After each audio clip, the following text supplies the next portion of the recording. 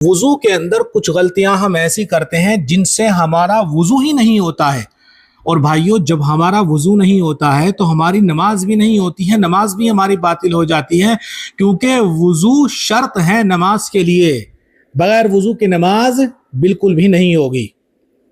تو وہ غلطیاں کیا ہیں آخر؟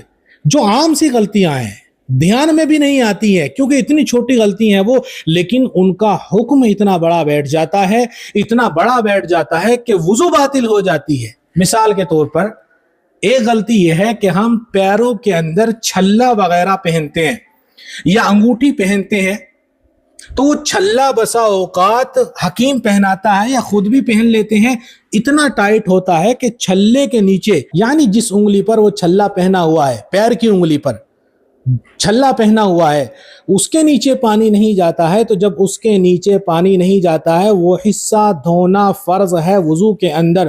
4 فرض ہوتے ہیں، ایک فرض یہ بھی ہے کہ ٹخنوں سمیت پیروں کو دھونا، تو اگر آپ کے وہ بال برابر سوکھا رہے گا تو آپ کی وضو نہیں ہوگی۔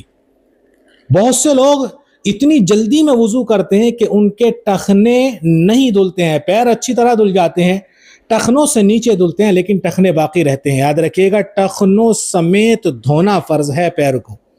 اگر ٹخنے نہیں دھلیں گے یا بال کے برابر بھی سوکھا رہ جائے گا، بسا اوقات ٹخنے بیٹھنے کی وجہ سے خشک ہو جاتے ہیں اور جلدی سے پانی جذب نہیں ہوتا ان کے اندر، وہ گیلے نہیں ہوتے ہیں، تو یہ بہت بڑی غلطی ہے، یہ آپ کی وضو کو باطل کر دے گی، اس سے بچیے گا۔ ایڑیاں، پیر کی ایڑیاں بہت سے لوگوں کی پھٹ جاتی ہے یا اتنی ٹائٹ ہو جاتی ہے کہ پانی جلدی سے پہلی مرتبہ میں اثر انگیز نہیں ہوتا ہے، اچھی طرح ملنا پڑتا ہے بار بار، تب جا کر وہ پانی سے بھیگتی ہیں۔ اگر ایڑیاں آپ کی سوکھی رہ گئی تو بھی آپ کا وضو نہیں ہوگا۔ تو 3 غلطیاں تو یہی ہو گئی، ابھی اور آپ کو میں بتا رہا ہوں۔ جب آپ اپنے ہاتھوں کو دھوتے ہیں، کوہنیوں سمیت ہاتھوں کا دھونا فرض ہے وضو کے اندر۔ اگر یہ کوہنیوں کا یہ حصہ جو ہوتا ہے، یہ والا جو حصہ ہوتا ہے، یہ حصہ اگر سوکھا رہ گیا یا اتنا دھلا، آدھا دھلا، یعنی اوپر کا آدھا یہاں سے یہ والا حصہ سوکھا رہ گیا اور یہ اتنا یہاں تک آپ نے دھو لیا، تو آپ کی وضو نہیں ہوگی، آپ کی وضو بالکل بھی نہیں ہوگی۔ آپ ذرا اندازہ لگائیے گا کتنی بڑی غلطی ہم لوگ کرتے ہیں۔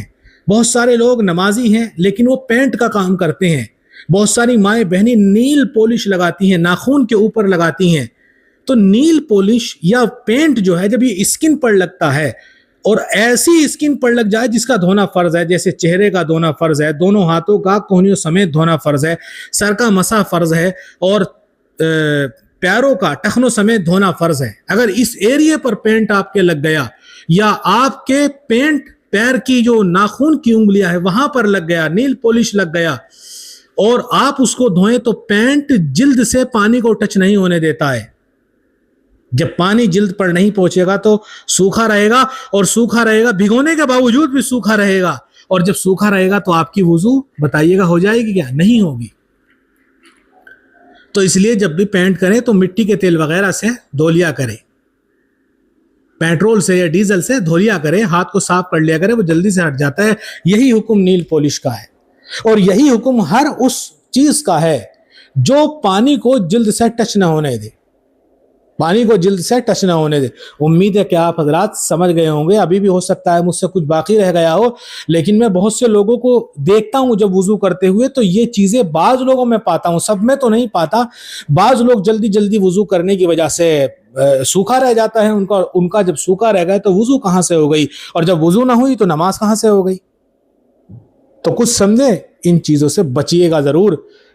یہ ایسی کامن سی غلطیاں ہیں جو بہت چھوٹی سی نظر آتی ہیں لیکن اتنی بڑی ہیں کہ وضو نہیں ہوگا، اور جب وضو نہیں ہوگا آپ کا تو نماز کیسے ہو جائے گی؟ نماز بھی آپ کی نہیں ہوگی۔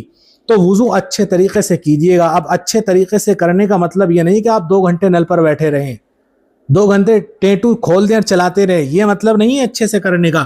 اچھے سے کرنے کا مطلب یہ ہے کہ اچھے طرح جو اعضائے وضو ہیں سنت کے مطابق ان کو دھو لیجئے گا۔ 3 مرتبہ میں بالکل اچھے طریقے سے دھل جاتے ہیں۔ اللہ تعالی ہمیں وضو اچھے سے کرنے کی توفیق دے، اور اللہ ہمیں نماز بھی اچھے سے پڑھنے کی توفیق دے، اور اللہ ہمیں ان غلطیوں سے بچنے کی توفیق دے۔ آمین کہیے گا۔ السلام علیکم ورحمۃ اللہ۔